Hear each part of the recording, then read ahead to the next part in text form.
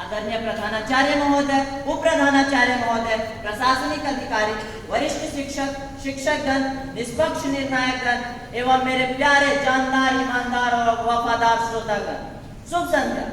मैं अमन राज सैनिक स्कूल कोरुकोंडा का प्रतिनिधि आपके समक्ष दिए गए विषय भारत की शिक्षा व्यवस्था को आगे ले जाने के लिए नई शिक्षा नीति ही एकमात्र विकल्प है के पक्ष में अपने भाव अभिव्यक्त करना चाहूंगा, जो कुछ इस प्रकार कहा गया है, परिवर्तन ही संसार का नियम और यह सत्य।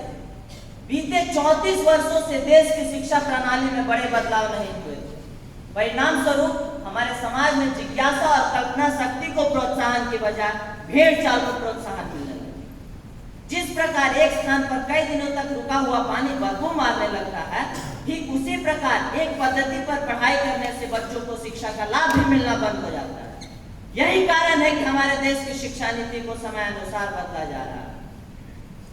नई शिक्षा नीति 2020 के तहत विद्यार्थियों को कक्षा 6वीं से ही रोजगार परक शिक्षा दी जाएगी। इस प्रकार की शिक्षा से बच्चों में सर्वांगीण विकास हो, जिससे बच्चे भविष्य में कोई भी कार्य करेंगे तो जिम्मेदारी पूर्वक करेंगे और प्रगतिशील भारत का निर्माण हो।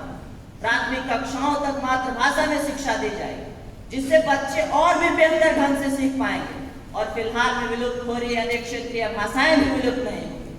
मेरे पक्षी भाई सवाल करेंगे कि जब बच्चा प्राथमिक कक्षाओं में उत्तीर्ण हो आगे बढ़ेगा, जहां उन्हें अंग्रेजी में शिक्षा दी जाएगी, तो क्या वे सही रूप से समझ पाएंगे?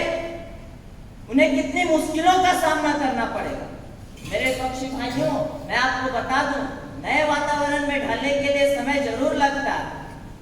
मेरे समक्ष कई ऐसे विद्यार्थी होंगे जिन्हें कक्षा 6वीं में अंग्रेजी का तनिक भी ज्ञान न था, परंतु आज अंग्रेजी में ही महारत हासिल कर चुके हैं। अरे मेरे पक्षी भाइयों, नई शुरुआत इंसान को जरूर डराती है, मगर ये याद रखो, सफलता मुश्किलों के पार ही नजर आती है। इस नीति के तहत विद्यालय, महाविद्यालय इत्यादि में भी शुल्क पर नियंत्रण के लिए तंत्र बनाए गए, जिससे लगभग 2 करोड़ छात्र अपने शैक्षणिक संस्थानों में वापस जा सकेंगे।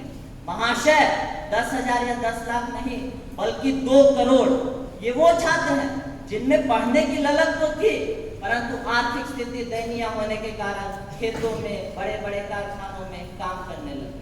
और वे करते भी क्या? पापी पेट का जो सवाल था। अरे मेरे पक्षी भाइयों, मन की हवस तन को गुनहगार बना देती है, गुलशन हुए बाग को वीरान बना देती है। भूखे पेट को गरीबी या शिक्षा की नसीहत देने वालों, भूख इंसान को गद्दार बना देती है। उदाहरण के तौर पर हम जापान की बात करते हैं।